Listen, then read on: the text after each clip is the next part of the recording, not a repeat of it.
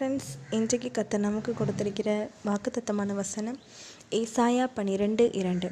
இதோ தேவனே என் இரட்சிப்பு, நான் பயப்படாமல் நம்பிக்கையாயிருப்பேன். கர்த்தராகிய யெகோவா என் பலனும் என் கீதமும் ஆனவர், அவரே எனக்கு இரட்சிப்பும் ஆனவர். ஃப்ரெண்ட்ஸ், நம்ம இப்போ இந்த வசனத்தின் மூலமாக ஒரு கதை கேட்டு தியானிக்கலாமா?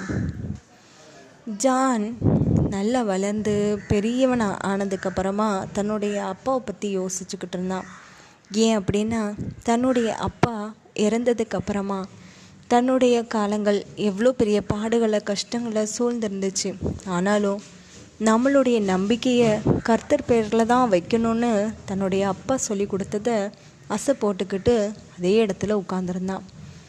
அப்போது அந்த வழியாக போன அவருடைய பையன் பார்த்துட்டு, அப்பா எதுவும் சிந்திக்கிறீங்களா, இல்லை மனது எதுவும் கஷ்டத்தில் இருக்கிறீங்களான்னு கேட்டான்.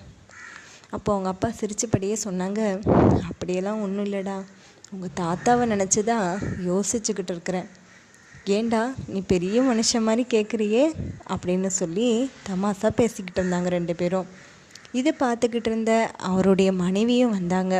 அப்போது அவங்க மனைவி கிட்ட ஜான் சொன்னார், இங்கே பாரு, தடுக்கி விடுறதுக்கு நமக்கு பல கால்கள் இருந்தாலும் ஊன்றி எழுறதுக்கு ஒரே ஒரு கை போதும்ல, அதுதானே நம்பிக்கை. அது நாம் யார் மேலே வைக்கிறோங்கிறது தான் ஒரு பெரிய ஒரு கேள்விக்குறி. நம்ம கர்த்தர் மேலே நம்பிக்கையை வச்சுருந்தோன்னா கண்டிப்பாக நம்ம விழ முடியாது.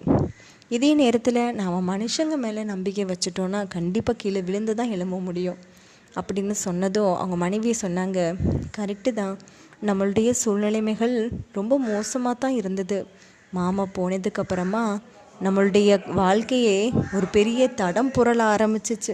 ஆனாலும் பாருங்கள், இப்போ நம்மளுடைய நம்பிக்கையை நம்ம கர்த்தர் பேரில் வச்சுருந்ததுனால இப்போ நம்ம எழ முடிஞ்சிச்சு.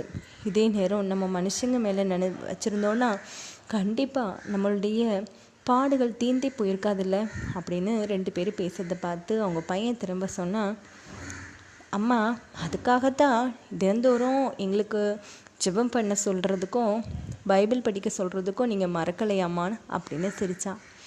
அப்போது அவங்க அம்மா சொன்னாங்க, ஆமாப்பா, நீ கர்த்தரை மட்டும் விட்டுறக்கூடாது. அவர் தான் நம்மளுடைய நம்பிக்கை, அவர் தான் நம்மளுடைய முழு மூச்சாக நல்லபடியாக அவரை நம்ம நேசிக்கணும், அவர் கூட நம்ம உறவாடணும். ஒரு நாள் கூட நீ அதை மிஸ் பண்ணக்கூடாது. ஏன்னா வேதாகமத்தை படிக்கும்போது அதில் இருந்து கர்த்தர் நம்ம கூட பேசுவார்.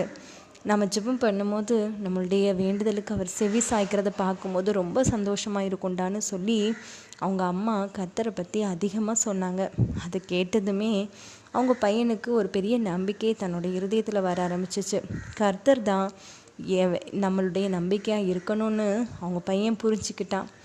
மனுஷங்க மேலே நம்ம நம்பிக்கை வைக்கக்கூடாதுங்கிறதுலையும் தெளிவாக இருந்தான். அதுக்கப்புறமா அவங்களுடைய வாழ்க்கை எப்போவுமே கர்த்தர் மேலே திட நம்பிக்கையாக இருந்தனால சிறப்பாக இருந்தது.